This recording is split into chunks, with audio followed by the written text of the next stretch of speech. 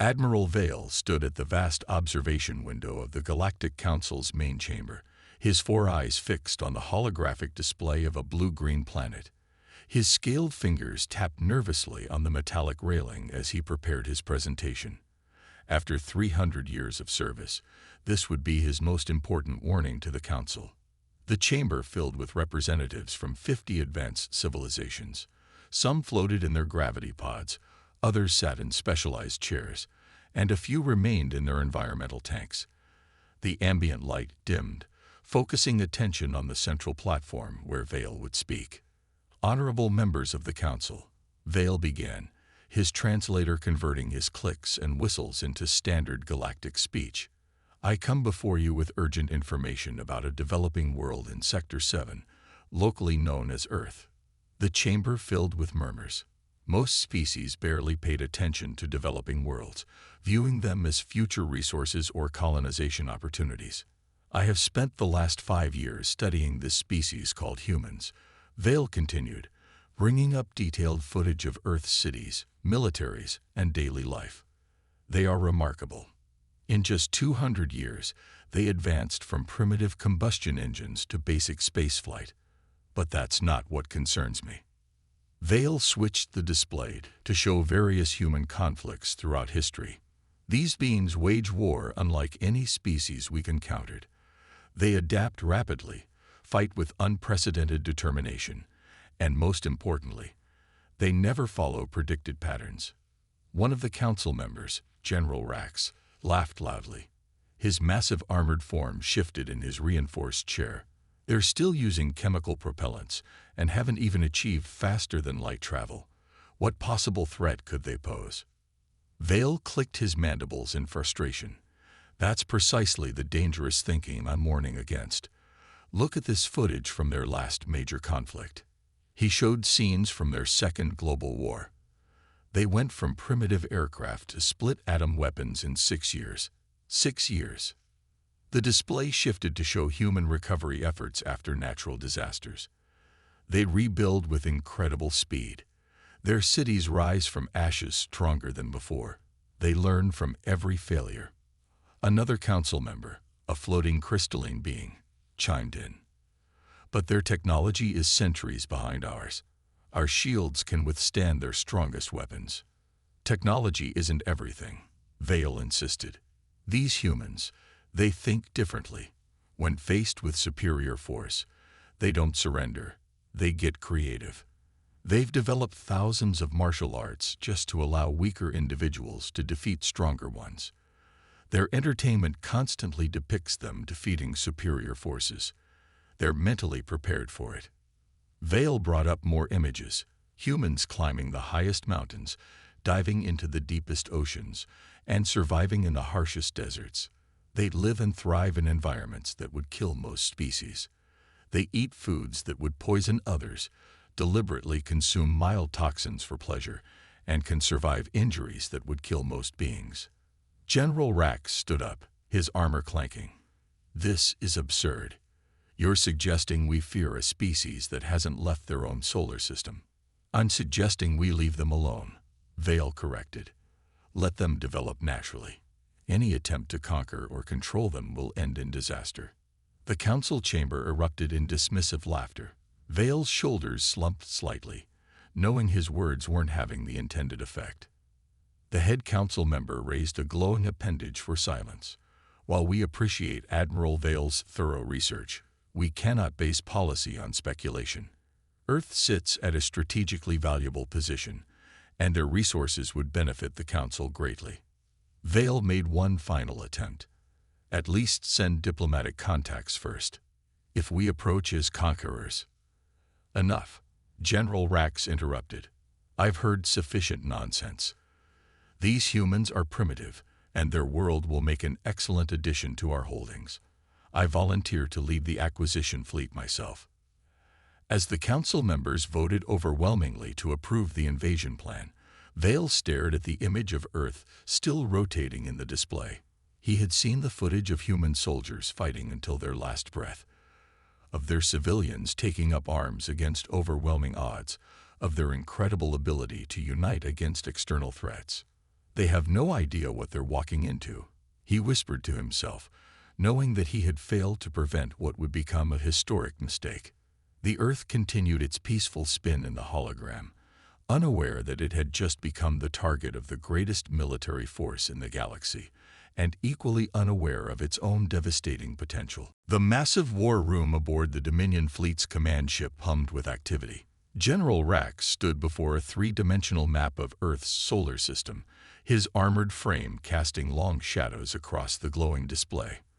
Around him, representatives from the three most powerful species in the invasion coalition studied attack patterns and troop deployments. The humans have primitive orbital defenses, Rax announced, zooming in on Earth's satellite network. Most of their systems are used for communication and weather monitoring. They'll be blind within hours of our arrival. Commander Blast, a being made of living metal, stepped forward.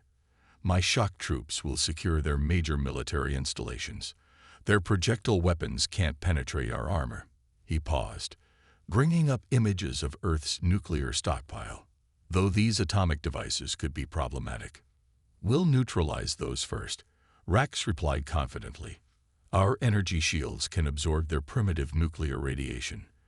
They won't even get a chance to launch them. In the corner of the room, Admiral Vale watched silently. He had been forced to attend as the Council's official observer, required to witness the planning of what he knew would be a catastrophic mistake. The third coalition leader, High Commander Pulse, a being of pure energy contained in a mechanical suit, spoke up. What about their population centers? 7 billion humans spread across multiple continents. Rax laughed, the sound echoing metallically through his helmet. We'll follow standard procedure, take their leaders, control their communication networks, and demonstrate our power. They'll surrender within days. Vale couldn't stay quiet any longer. General, you're severely underestimating these people. They have no central authority. Taking their leaders won't stop them. They're used to fighting without clear communication. Some of them do it for sport. Still fear-mongering, Admiral. Rax mocked. Perhaps you've grown too fond of these primitives during your research. The war room's display shifted to show Earth's military forces. Tanks, ships, aircraft. All painfully obsolete by galactic standards. The coalition leaders laughed at the primitive technology. Look at these vehicles, Commander Blast said. They still use combustion engines and metal armor. My youngest troops have training vehicles more advanced than their best weapons. Vale stepped forward, his scaled hands clasped behind his back. You're all making a crucial mistake. Humans don't fight like we do. They don't follow military doctrine. They improvise, adapt, fight dirty. They'll use their environment against us. The environment. Rax scoffed. Our troops are equipped for any climate. Are they equipped for human ingenuity? Vale challenged. Humans turned their entire industrial capacity to war production in weeks during their last global conflict. They'll study every defeat, adapt their tactics, and come back stronger. High Commander Pulse waved a mechanical arm dismissively. We're not giving them weeks. This will be over in days. The invasion fleet launches tomorrow. Vale watched as they finalized their plans, dividing Earth into conquest sectors. They planned everything according to standard military doctrine, the same predictable patterns that humans excelled at disrupting. Later, in his private quarters, Vale recorded a message. He knew it would be considered treason, but he couldn't stand by and watch this disaster unfold without trying one last time to prevent it. He encoded the warning and sent it toward Earth, hoping their primitive systems would detect it. The message was simple: prepare yourselves. They are coming. They are strong, but they are arrogant. Use it against them. As Vale watched the invasion fleet prepare for departure, he noticed something that the others had missed in their arrogance. The humans' television signals, which they had been monitoring, showed countless stories of humanity fighting against overwhelming odds. Their most popular entertainment centered around defeating superior forces. They've been mentally preparing for this their entire history, he muttered to himself. They've imagined this scenario thousands of times, and were walking right into their favorite kind of fight. The invasion fleet's engines began to glow, preparing for faster-than-light travel. 3,000 ships, millions of troops, the most advanced weapons in the galaxy, all heading toward a planet of humans who had spent their entire existence learning to overcome superior forces. Vale knew that the galaxy was about to learn a very expensive lesson about underestimating primitive species. The early warning systems at NASA's Deep Space Monitoring Station went crazy at 3:47 a.m. Earth Standard Time. Dr. Tom Wilson stared at his screen in disbelief as thousands of objects larger than aircraft carriers dropped out of faster-than-light travel just beyond Mars' orbit. "This can't be right," he muttered, but the backup systems were showing the same readings. His trembling fingers pressed the emergency alert button, setting off a chain of events that would change human history forever. Within an hour, every major military and space agency on Earth confirmed the readings. 3,000 alien ships were approaching Earth in perfect formation. The long-debated question of whether humanity was alone in the universe had been answered in the most threatening way possible. In Washington, Beijing, Moscow, and other capitals worldwide, emergency meetings convened. The alien fleet's arrival had done something unprecedented. It had united Earth's military powers against a common threat. "They're broadcasting something," announced a technician at Mission Control. A message in multiple Earth languages filled screens worldwide. "Your planet is now under the protection of the Galactic Council. Surrender your military facilities and submit to our authority. Resistance will be met with overwhelming force." General Rogers of the United States Space Force looked at the assembled world leaders on his video conference screen. "Ladies and gentlemen, I don't think we have much time to decide." The Chinese military commander, General Lai, spoke up. "We received an encrypted message an hour before their arrival. It warned us about their weaknesses, their arrogance, their rigid tactics. It came from someone called Vale." "Can we trust it?" asked the Russian president. "Do we have a choice?" General Lai replied. "They expect us to surrender. They expect us to follow their rules of engagement. I say we show them how humans really fight." The first alien ships entered Earth's atmosphere over the Pacific Ocean. Their energy shields glowed bright against the dawn sky as they approached military bases in Asia. They expected immediate surrender. Instead, they found empty bases. The humans had evacuated, leaving behind something the aliens had never encountered: improvised traps and hidden resistance. When the alien shock troops landed at a supposedly crucial military installation in Japan, they found themselves facing not an army, but a maze of false targets and civilian volunteers armed with hastily modified weapons. Their advanced sensors, calibrated for military-grade threats, completely missed the guerrilla fighters hiding in plain sight. "This isn't in any of our combat doctrines," Commander Blast reported as his troops faced their first casualties. "They're not fighting according to any known tactical protocols." In orbit, General Rax watched in growing frustration as the humans refused to mass their forces for a decisive battle. Instead, they scattered, hiding their military assets in civilian areas, using their knowledge of Earth's varied terrain to ambush alien patrols. "Impossible," Rax muttered as reports came in of humans using simple signal jammers to disrupt alien communications, of civilian vehicles rigged with explosives, of Earth's militaries dispersing into small, highly mobile units that struck and disappeared. The humans had learned from Vale's warning. They knew they couldn't match the aliens' technology, so they didn't try.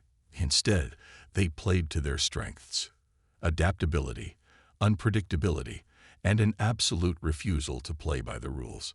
In his command center, General Rogers watched the early reports with grim satisfaction. "They expected us to fight like them," he told his staff.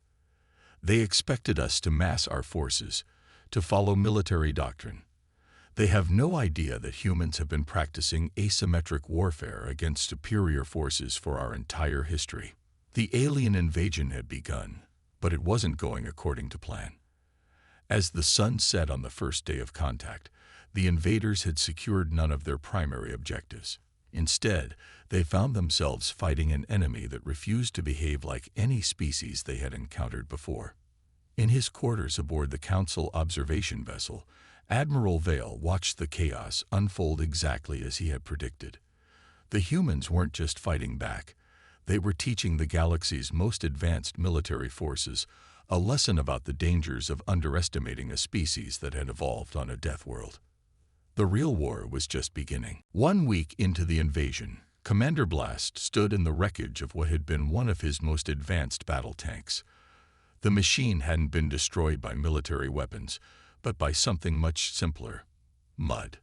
The humans had flooded the rice fields, trapping his heavy vehicles in the thick muck where they became easy targets. "They're using the planet itself against us," he reported to General Rax. "Our troops can't function in their rainforests. The heat and humidity short-circuit our systems. In their deserts, the sand clogs our machinery. In their Arctic regions, the cold freezes our hydraulics." Rax's hologram flickered with interference, another problem they hadn't expected. The humans were using their own communication signals to create a background noise that disrupted alien transmissions. "How are they learning our technology so quickly?" Rax demanded. The humans had already captured several damaged alien vehicles and were beginning to understand their operating principles. In an underground facility beneath the Rocky Mountains, Dr. Lisa Cooper led a team of international scientists examining the captured alien weapon. "Their technology is advanced," she explained to military observers, "but it follows logical principles. They never had to hide how it works because no primitive species had ever captured their equipment before." The humans' greatest advantage was their diversity of thought. While alien military doctrine called for specific responses to specific situations, humans tried everything. They used social media to coordinate resistance. Teenagers with computers launched cyberattacks on alien systems. Farmers used their knowledge of the land to trap alien patrols. High Commander Pulse discovered this the hard way when his troops tried to take control of a small town in Brazil. The locals had rigged the entire electrical grid into a makeshift weapon, turning their power lines into a trap that overloaded the aliens' energy-based bodies. "Their primitiveness makes them unpredictable," Pulse reported. "They don't know what they're not supposed to be able to do, so they try anything." The alien coalition had expected to fight soldiers.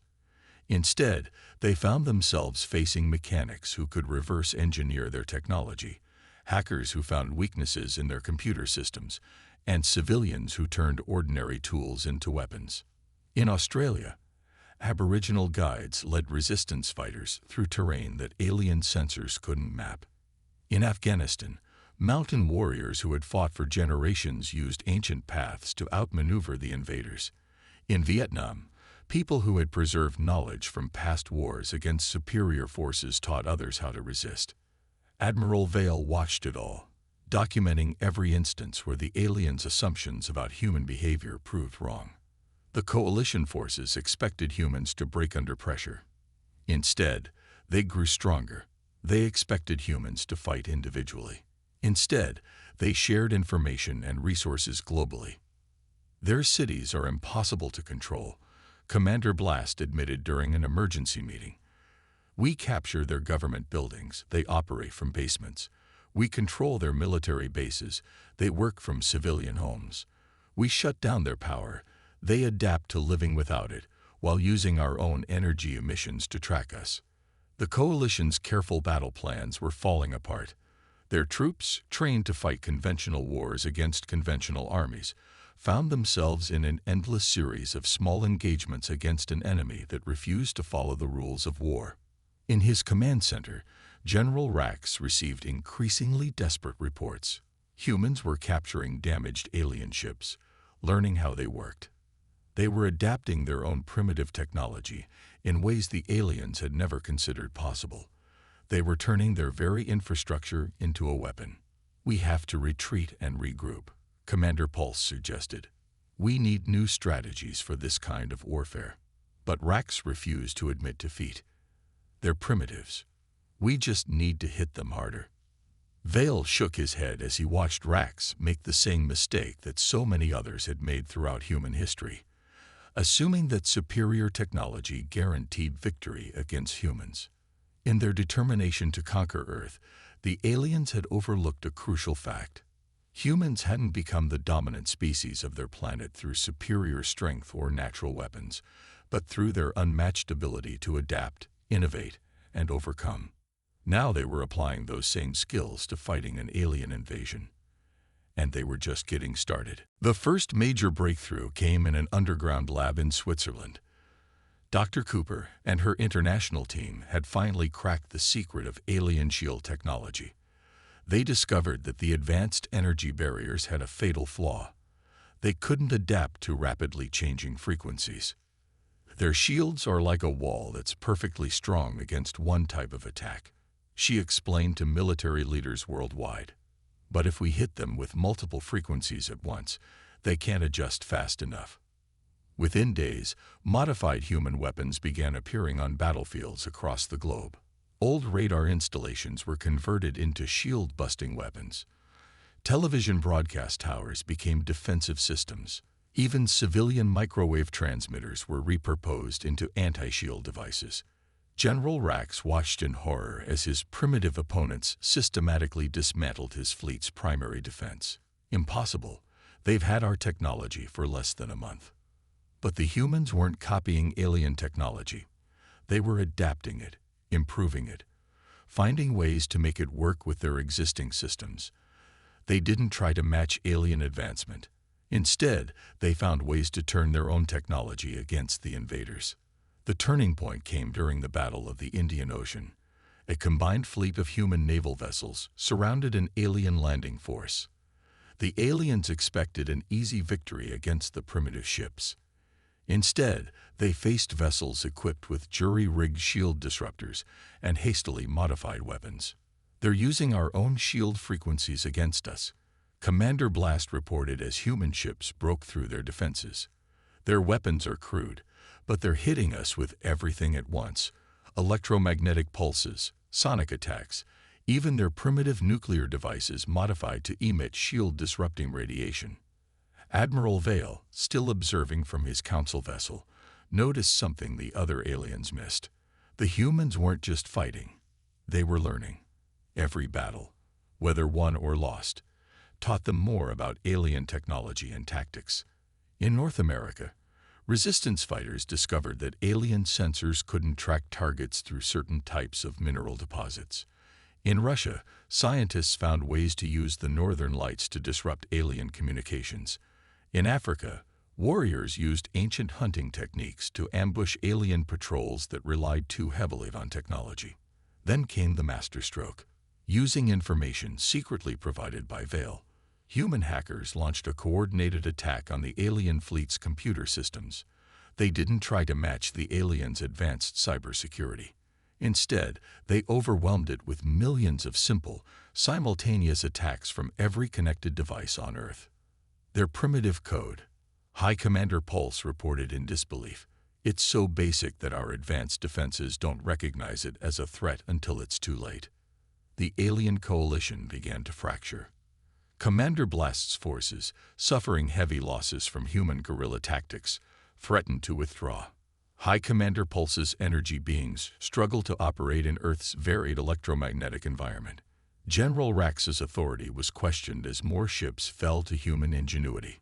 In a secure bunker beneath Beijing, General Li coordinated with other world leaders. "We've learned more about space warfare in 3 weeks than we might have discovered in a century of peaceful development," he noted. "And we've learned it all by watching our enemies fail." The humans had turned their greatest disadvantage, their technological backwardness, into an advantage. The aliens didn't know how to fight an enemy that used outdated techniques and primitive technology in innovative ways. Admiral Vale watched as human forces began pushing alien units back, not with superior technology, but with superior adaptability and determination. His warning had been proven right in the most dramatic way possible. "They never understood," he commented to his log, "that humans don't need to match our advancement. They just need to find its weaknesses, and they're better at that than any species we've ever encountered." As the alien coalition's carefully planned invasion fell apart, humans prepared for their next step. They had captured enough alien technology now to understand its principles. They had learned enough about alien tactics to counter them. Most importantly, they had proven that determination and adaptability could overcome technological superiority. The time had come to take the fight to the stars. The first human-modified alien ship rose from a hidden base in the Himalayas. It looked wrong to alien observers, a mess of human and alien technology combined in ways that should never have worked. Its hull was patched with Earth metals, its engines were a hybrid of alien power and human ingenuity, and its weapons were a dangerous mix of both worlds' technology. They turned one of our destroyers into something else, General Rax reported to the Coalition Council. They've modified it in ways that make no sense, but somehow it's working. More ships followed. The humans hadn't just repaired captured alien vessels. They'd improved them. They'd added backup systems the aliens never thought necessary, installed manual controls where none had existed before, and modified the life support to work better in Earth's gravity. They're using control systems from their video games to operate our weapons, Commander Blast observed in disbelief. And their pilots are better with them than our trained gunners. The humans' first space battle revealed just how much they'd learned. Their modified ships didn't fight like alien vessels. They performed maneuvers that no proper alien pilot would attempt, used tactics that violated every rule of space combat, and somehow survived things that should have destroyed them. They're flying their ships like ocean vessels, Admiral Vale noted, watching human captains use strategies developed for naval warfare. They're treating space like another sea to be conquered, and it's working. The alien coalition found itself facing an enemy that combined the best of both worlds. Human ships could take more damage because they've added redundant systems. Their weapons were less sophisticated but more versatile. Their tactics were unpredictable because they weren't bound by proper military doctrine. In Earth orbit, a fleet of modified alien cruisers engaged the coalition's forces. The aliens expected a proper space battle with proper military formations. Instead, they got human chaos. Earth ships attacked from multiple directions, used debris as cover, and coordinated their attacks in ways that ignored standard combat protocols. They're using our own captured ships as shields, High Commander Pulse reported as human forces advanced. They know our weapons are calibrated not to damage our own vessels. They're exploiting our safety protocols. The Coalition's carefully organized fleet struggled against human improvisation. Earth ships would deliberately take damage to get into firing position. They used their hybrid technology in ways the aliens hadn't thought possible. They fought dirty. General Rogers, commanding the human fleet from a modified alien flagship, watched as the invasion force began to break apart. They expected us to be easy prey, he told his bridge crew. Instead, we've become their worst nightmare, an enemy that uses their own technology against them.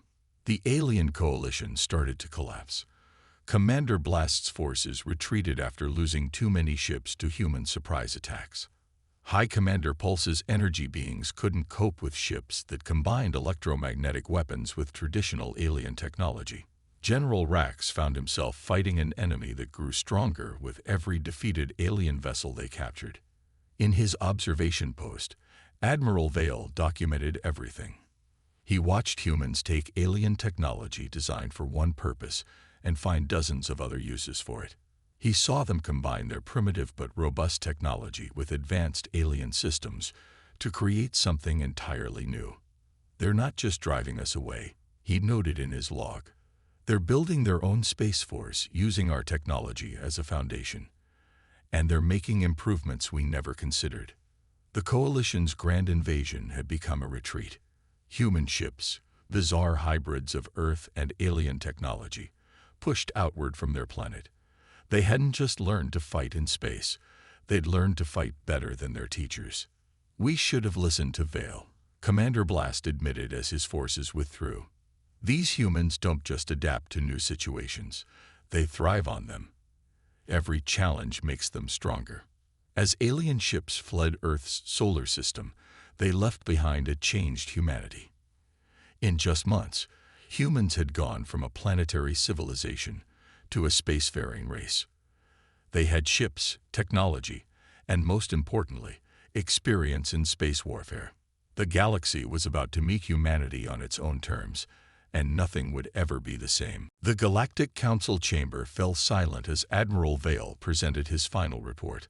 The holographic displays showed Earth's transformed solar system, now protected by a network of hybrid defense stations and patrolled by ships that combined the best of human and alien technology. The invasion force has been completely driven from Earth's space, Vale announced. But that's not why I'm here. I'm here to deliver humanity's terms. General Rax, his armor still scared from battle, shifted uncomfortably. Terms. They're still a primitive species. They can't dictate terms to the Council. A new hologram appeared. A live transmission from Earth's newly formed Space Command. General Rogers and Dr. Cooper stood alongside representatives from every major Earth nation.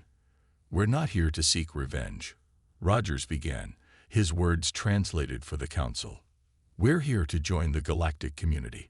But on equal terms, we've proven we can defend ourselves. Now we want to prove we can be valuable allies. The Council members murmured as Dr. Cooper displayed their achievements. In just months, humans had not only mastered alien technology but improved it. Their hybrid ships were more durable, their weapons more adaptable, and their tactics had revolutionized space warfare. They've done something unprecedented, Vale explained. They didn't just copy our technology. They understood it, improved it, and combined it with their own innovations. They're already developing new technologies that none of us considered possible. High Commander Pulse, still recovering from the humiliation of defeat, spoke up.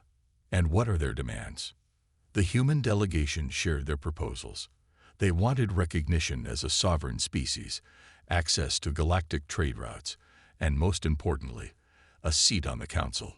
In return, they offered to share their innovations and serve as defenders of other developing worlds. They want to protect other species from what happened to them, Vale explained. They understand what it's like to face a technologically superior force. They want to ensure no other developing civilization has to learn space warfare the way they did. The Council chamber erupted in debate. Some members argued that humans were too dangerous to trust. Others saw the potential benefits of an alliance. The humans waited patiently, knowing their position was strong. We should have listened to you, Vale, the head council member finally admitted. You warned us about their potential. Now we must deal with the consequences of ignoring that warning. The vote was closer than expected, but in the end, pragmatism won. Earth was officially recognized as a sovereign world and granted provisional council membership. Admiral Vale was appointed as the liaison between Earth and the galactic community. There will be changes, Vale noted in his final report. Humans have already begun sharing their unique perspectives. Their habit of questioning everything, of finding new uses for old technology, of combining different approaches, it's spreading to other species. In the months that followed, human influences appeared throughout galactic society. Their hybrid technology became popular among frontier worlds. Their tactical innovations were studied in military academies. Their adaptability and creativity began to influence alien cultures. On Earth, things had changed too. Cities now featured a mix of human and alien architecture. Ships of various species visited Earth's ports, trading technology and culture. Humans began exploring the galaxy, bringing their unique perspective to new worlds. We learned an expensive but valuable lesson, the head council member admitted during the ceremony granting Earth full council membership. True civilization isn't measured by technological advancement, but by wisdom, adaptability, and a capacity to grow.